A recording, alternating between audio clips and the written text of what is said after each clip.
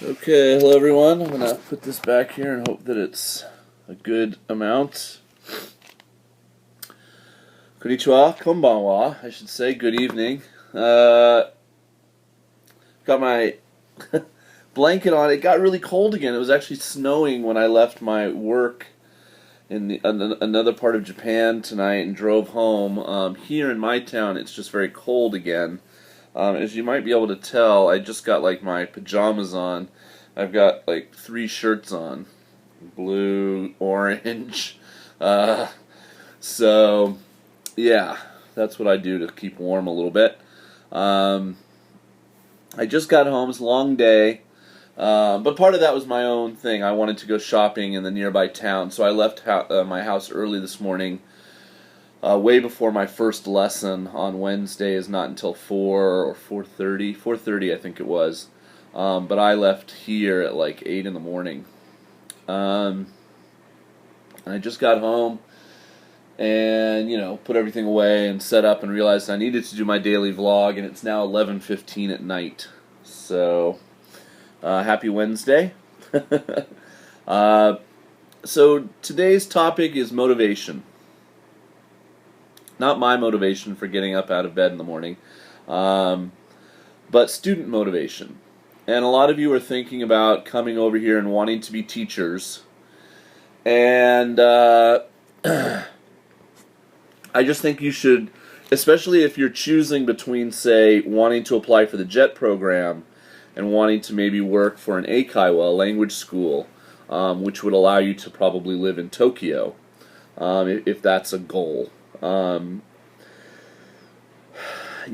Kids obviously in public schools where JETs are placed as ALTs, excuse me, they have to, they have to study what they're told to study, right? They have to study math, they have to study Japanese, they have to study science, and for the most part, they have to study English for many years.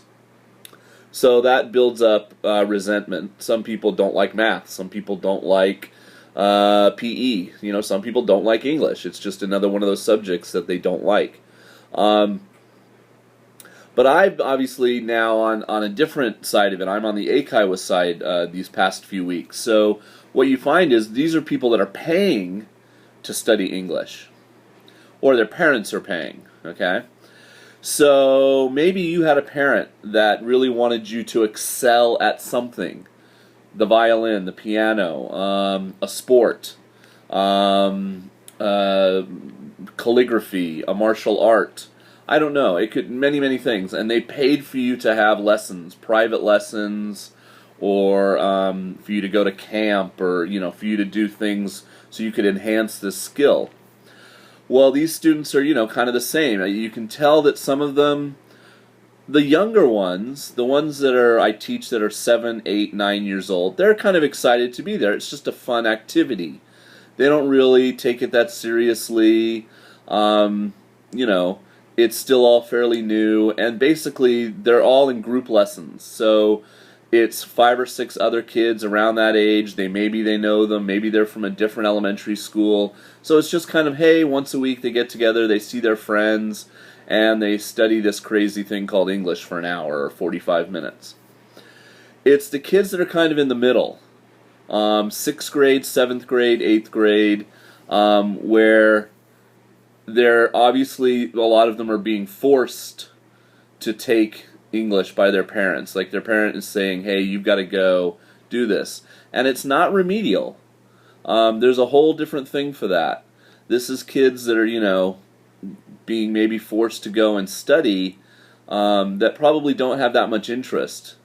So you're going to run up against that. And running up against that as a teacher is tough. And you've got to find ways to deal with that, especially if it's one student who's kind of sour in a class of 3 or 4 or 5, and he brings, or she brings the kind of the class down or something, I had a student show up the other day. He didn't come the first 2 weeks. I'm in my 3rd week. He finally showed up. It was a boy. It was one other girl who was in the class. It was just the 2 of them. And every time I wasn't talking directly at him, he would just be like, oh, oh, like he was, not, I mean, literally, like, just, like, so tired that, like, he couldn't even, like, keep his head up. Oh, my God. Oh, and he would be doing this, and then I'd say something to him, and he'd snap back, and it was just ridiculous. He just shouldn't come. So how you work around that and how you try to find a way to motivate those kids is a test of your ability as a teacher. Sometimes you're just not going to be able to reach some of those kids. In public schools, unfortunately, I mean, I grew up in America where we had the honors system. So if you excelled at a subject, even as early as like the 4th or 5th grade in elementary school, you were placed in a different class from the regular kids.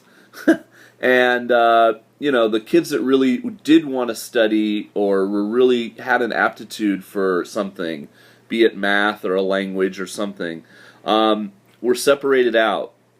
And the other kids, I don't know. I was placed in those classes for the most part. I was a pretty bright kid. And so they don't have anything like that in Japan. And so what you find is you're in a class and you've got high-level kids who are interested in English. Maybe they've gone to Eikaiwa, so they already know a lot of what you're teaching them. You've got middle kids, give it, take it or leave it, and then you've got low level. And you've really got to teach to the middle to get that kind of biggest chunk of the demographic of the class. The low level kids, unfortunately, will get left behind, and the upper level kids will get a little bored.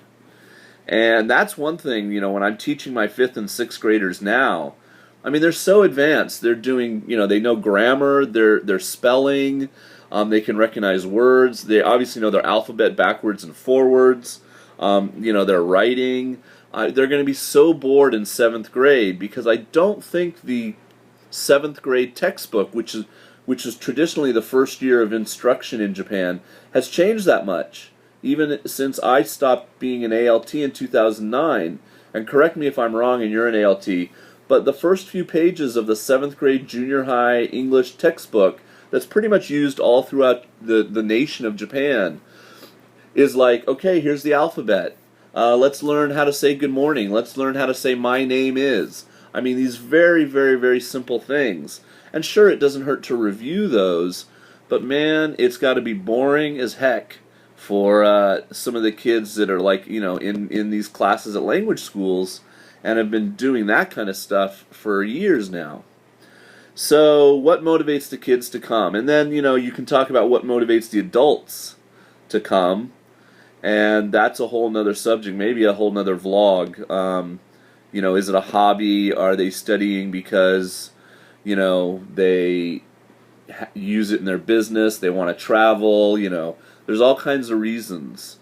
And I had some high school students in my final class tonight, and I was like, oh, what do you think you might want to study at university? And 2 of them said they don't know yet, which is fine. They're they're first graders in the way you say it in Japan, Ichinensei high school, which would be the same as sophomores in America.